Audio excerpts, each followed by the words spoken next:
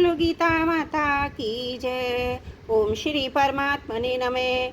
श्रीमद् भगवद गीता द्वितीय अध्याय 35वां श्लोक। भयाद्रणादुपुरतं मत्स्यन्ते त्वं महारथा येषां च त्वं बहुमतो भूत्वा यास्वसि लाघवम्।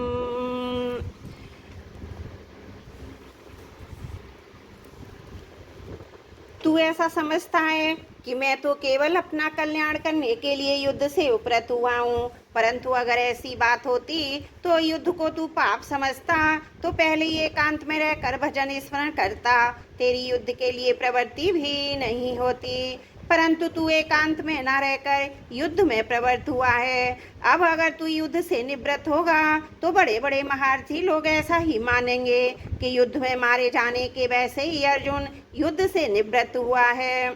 अगर वह धर्म का विचार करता तो युद्ध से निवृत्त नहीं होता, क्योंकि युद्ध करना क्षत्रिय का धर्म है, अतः वह मरने के भय से ही युद्ध से निवृत्त हो रहा है। येषां च त्वं बहुमतो भूत्वा यास्वसि लाघवम्। भीष्म, द्रोणाचार्य, कृपाचार्य, शल्य आदि जो बड़े बड़े महारथी हैं उनकी दृष्टि में तू बहुमान्य हो चुका है, अर्थात उसके मन में एक विश्वास है कि युद्ध करने में नामी शूरवीर तो अर्जुन ही है। वह युद्ध में अनेक दैत्यों, देवताओं, गंधर्वों आदि को हरा चुका है। अगर अब तू युद्ध से निवृत्त हो जाएगा तो उन महारथियों के सामने तू लघुता, तुच्छता को प्राप्त हो जाएगा, अर्थात उनकी दृष्टि में तू गिर जाएगा। त्रुटियों के लिए क्षमा प्रार्थी हूँ। 35वां श्लोक समाप्त। वसुदेव सुतं देवं कंस चारुण मर्दनम देवकी परमानंदम कृष्णं वंदे जगद्गुरुम्। ओम श्री परमात्मने नमः। 36वां श्लोक। अवाच्यवादांश च बहून् वदिष्यन्ति तवाहिता निन्दतंस्तव सामर्थ्यं ततो दुःखतरं न कुम्। तेरे बैरी लोग तेरे सामर्थ्य की निंदा करते हुए तुझे बहुत से ना कहने योग्य वचन भी कहेंगे, उससे अधिक दुख और क्या होगा। अवाच्यवादांश च बहून् वदिष्यन्ति तवाहिता। अहित नाम शत्रु का है, अहित करने वाले का। तेरे जो दुर्योधन, दुशासन, कर्ण आदि शत्रु हैं, तेरे बैर न रखने पर भी वे स्वयं तेरे साथ बैर रखकर तेरा अहित करने वाले हैं।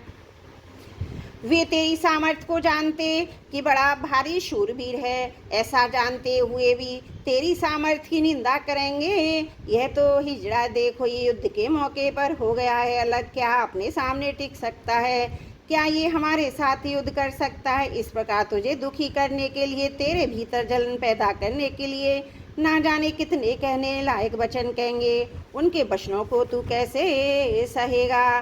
ततो दुःखतरं न कुम्। इससे बढ़कर अत्यंत भयंकर दुख क्या होगा, क्योंकि यह देखा जाता है जैसे मनुष्य तुच्छ आदमियों के द्वारा तिरस्कृत होने पर अपना तिरस्कार सह नहीं सकता और अपनी योग्यता से, अपनी शूरवीरता से अधिक काम करके मर मिटता है, ऐसे ही जब शत्रुओं के द्वारा तेरा सर्वदा अनुचित तिरस्कार हो जाएगा तब उसको तू सह नहीं सकेगा और तेजी में आकर युद्ध के लिए कूद पड़ेगा।